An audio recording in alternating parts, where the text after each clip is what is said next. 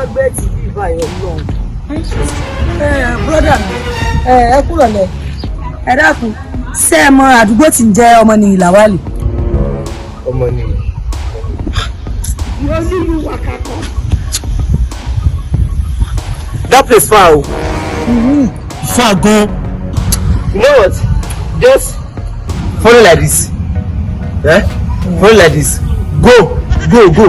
You see one by the left, just enter the street.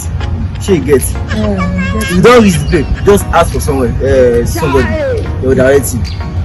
You sure say you know that side? I know. Hello, Masawa. Thank you. Alright. Ọmọ mi yìí sọ. Ọmọ dada ni. Ẹ káàsán bàbá, ẹ káàsán.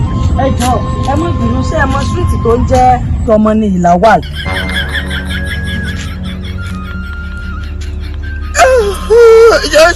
Ṣé ẹ lè come again? What?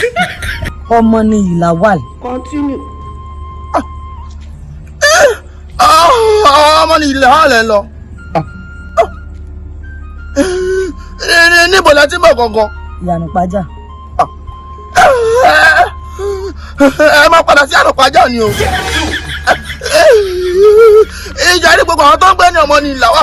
Nígbà tó ń gbọ́ pé ogun Boko Haram àti Biafra fẹ́ ṣẹlẹ̀, gbogbo wa kó kúrò mẹ́wàá kó lọ sọ́nà ìyànà pàjá.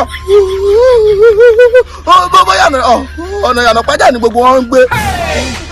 Ó ti yé mi. Mi ò nò. Bí wọ́n ti bá ti pẹ̀lú àlọ́ sí ìyànà pàjá wọn àtọ́bí ti bá gbé fún yín.